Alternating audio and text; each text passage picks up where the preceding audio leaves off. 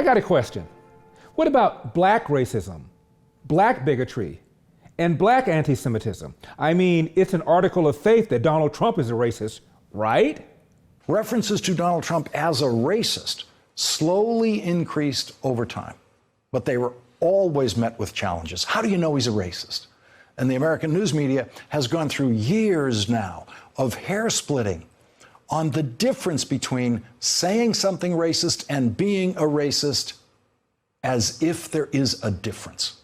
The morality issue. This is about whether or not you will continue to vote for and support a president who is a racist, who is a misogynist, who's killing the environment, who is putting children in cages, who is separating families, who is dividing our country. If you are going to vote for that person and you are not going to speak out against racism, you are complicit in what he is doing to this country, period. And of course, blacks are oppressed by systemic racism, institutional racism, structural racism, and former presidential Democrat candidate Beto O'Rourke gave us a brand new one. Racism in America is endemic. It is foundational. Foundational racism, damn. Now, what about black racism, black bigotry, and black anti-Semitism? You must be out of your goddamn mind. Really? What do you call this? If you are not prepared to come to that table and to represent that voice, don't come. Because we don't need any more brown faces that don't want to be a brown voice. We don't need black faces that don't want to be a black voice. You know, I can't find the word. I'm looking for the word. I found the word. The word is bigotry. Never mind what Barack Obama once said about being black. One of the great changes that's occurred in our country since I was your age is the realization there's no one way to be black. I take it from somebody who's seen both sides of the debate about whether I'm black or not. Now, about black racism, a Rasmussen poll asked blacks, whites, and Hispanics, of these three groups, which is the most racist?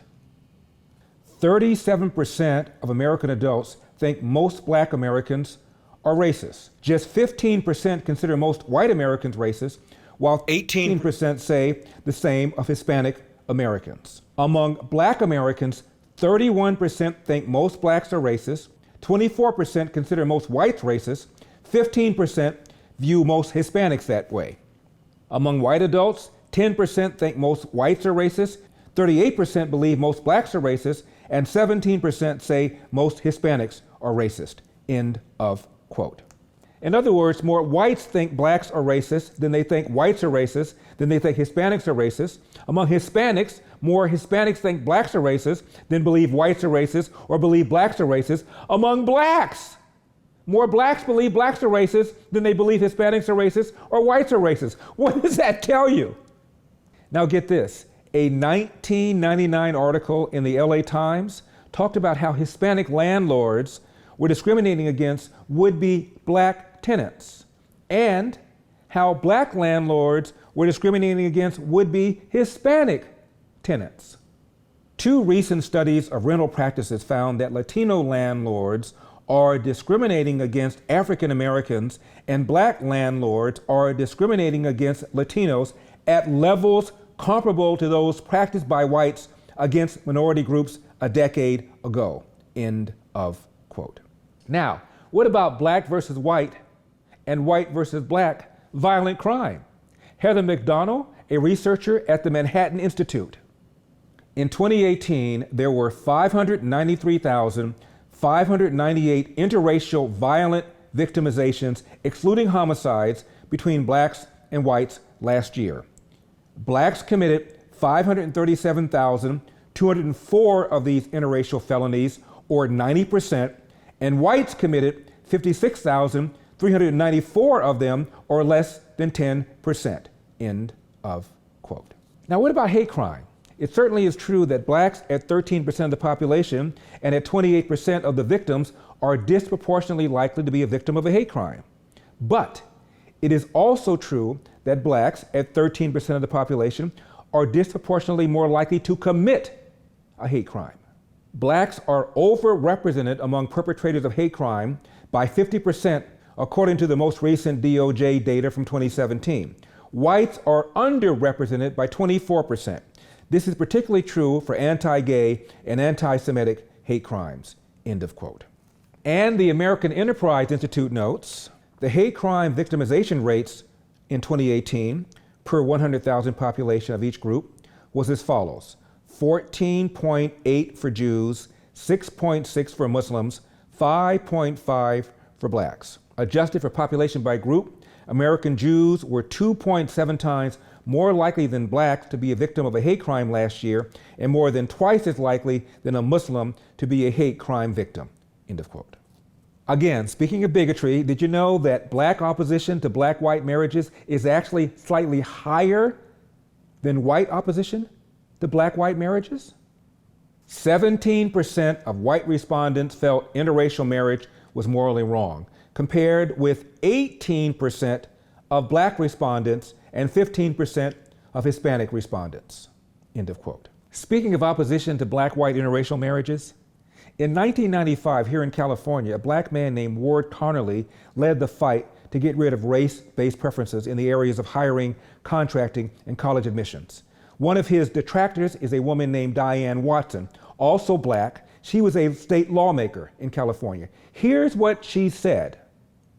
He's married to a white woman. He wants to be white. He wants a colorless society. He has no ethnic pride. He doesn't want to be black. End of quote. Holy David Duke. By the way, does that apply to CNN's Don Lemon and CNN's Van Jones, both of whom are married to whites? That's right. The left-wing Van Jones is married to a white woman, and the left-wing Don Lemon is married to a white man. Now, on to black anti-Semitism. So when they talk about Farrakhan, call me a hater, you know what they do? Call me an anti-Semite. Stop it. I'm anti-termite. You know, I said he'll talk to 5 years from now when he's lamed up, or 8 years when he's out of office. From the Jewish vote, the AIPAC vote, that's controlling him, that will not let him send a representation to the Darfur Review Conference, that's talking this craziness in Israel because they're Zionists. They will not let him talk to somebody who calls the spade what it is. Ethnic cleansing that's going on in Gaza, the ethnic cleansing of the Zionists is a sin and a crime against humanity. And Alan Dershowitz, a longtime Democrat, has publicly said, had he known about this photograph with Barack Obama and Minister Farrakhan, he would not have voted for Obama in 2008. But no, let's not talk about black bigotry. Now, LeBron James, like a lot of young blacks, grew up in the inner city. And he says that when he grew up, he disliked whites because he assumed whites disliked blacks. Ron, you can speak that because first time you were around all white people when you came to high school. Yeah, right? yeah. I went to an all-white high school, Catholic high school. So, like when I first went to the 9th grade in the high school, I was on some like, I'm not white people. Right. Like, cause I was so institutionalized growing up in the hood, it's like they don't with us. They don't want us to succeed, the hierarchy, and then we're here. Like, matter of fact, we're underneath this chair. So I'm like, I'm going to this school to play ball, and that's it. I don't want nothing to do with white people. I don't believe that they want anything to do with I don't want it's me and my boys, we going to high school together, and we here to hoop. So that was like my initial like thoughts and my initial shock to like white America when I was 14 years old for the first time in my life. Yeah. So, and that's Catholic school, which is even whiter America. I don't know if you knew that. There are levels to white America. It took me a little while right. to kind of adjust to it. Talk about stereotyping. He thought all whites disliked all blacks. How about this? How about taking responsibility for yourself in the year 2020? How about standing up for your own actions? How about being a man? You're my father. I'm your son. I love you. I always have, and I always will. But you think of yourself as a colored man. I think of myself as a man. I'm Larry Elder, and we've got a country to save. I'll see you next time.